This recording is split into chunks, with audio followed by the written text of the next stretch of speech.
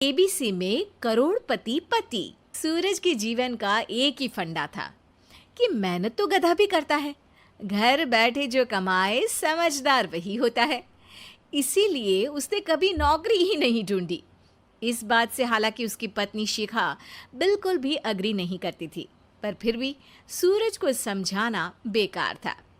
TV में कैसे बनोगे करोड़पति का ऐड देखकर उसे लगा कि बस अब तो घर बैठे ही वो करोड़पति बन सकता है, और उसके पीछे उसने अपने सारे सोर्सेस एक्टिव कर दिए।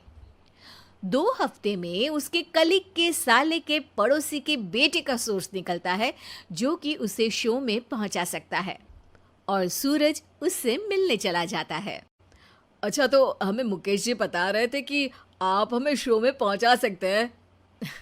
हाँ, उसमें कोई तकलीफ नहीं है। मैं कल अगर कोशिश करूँ तो इसी महीने में आपका नंबर आ जाएगा।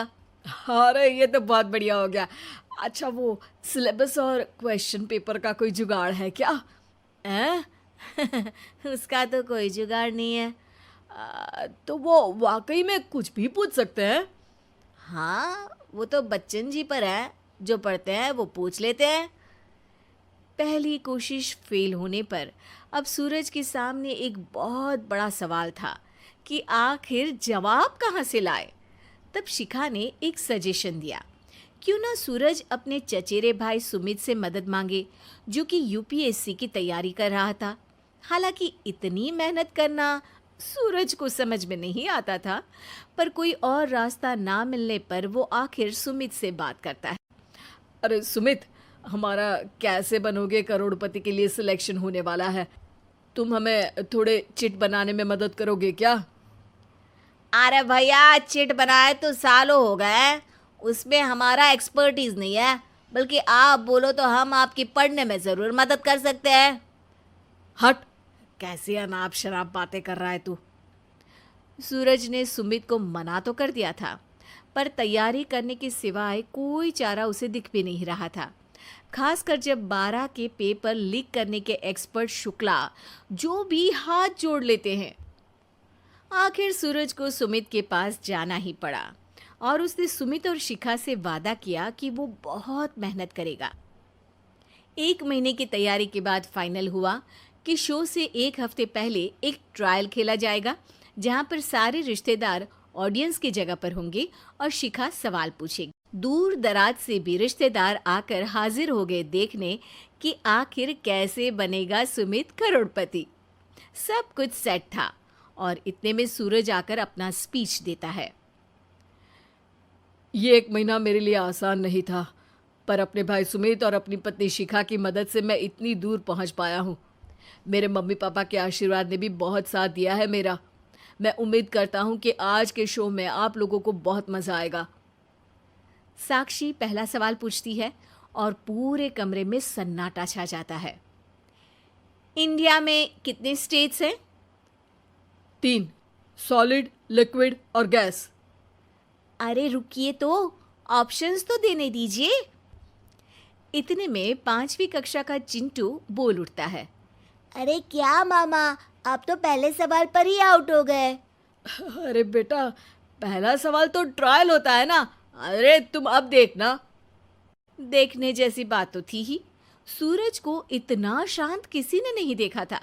कभी कभी तो लगता था मानो सूरज आंख खोलकर ही सो गया हो। मामा जल्दी करो प्लीज, कल सुबह पनवेल भी तो निकलना है। अरे हट, कंसंट्रेट करने दे मुझे। 3 सवाल में 3 लाइफलाइन खत्म हो चुकी थी, और अब चौथे सवाल पर भी सूरज का मौन नहीं टूटा। पर सूरज अभी भी हार मानने को तैयार नहीं था। उधर हर कोई सूरज को छोड़ सुमित को देख रहे थे। आखिर सुमित ने ही तो पढ़ाया था सूरज को। गजब बेइज्जती है यार। अरे बेटा, तो बाप का, दादा का, भाई का, सबका नाम बुड़वाएगा। अरे 3 लाइफलाइन ले ली तो भी तेरा कुछ नहीं होना है। अरे कोई इतनी बात करता है क्या शो पर? अरे बेटा, शो पर तेरे जैसे भी तो नहीं आते ना। सूरज की ये जंग आखिर 1 घंटे बाद 5वें सवाल पर खत्म हो गई, जब उसने इंडिया के नेशनल बर्ड का नाम कहा, कौवा। अरे बेटा, मजा तो बहुत आया, बस थोड़ा टाइम पर खत्म होता तो आनंद भी आ जाता। ताने बारिश के बूंदों की तरह बरस रहे थे और सूरज को भी समझ आ रहा था कि ये करोड़पति बनना शायद उसके बस के बाहर की बात है। पर वो आखिर ये बात मान कैसे लेता?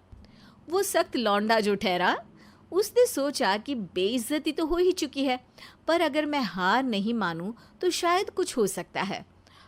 शिखा, तुम देखना, असली शो में आग लगा दूंगा, आग, करोड़पति बनूंगा मैं। हाँ, सब्जियां खत्म हो गई है घर पे, ले आओ।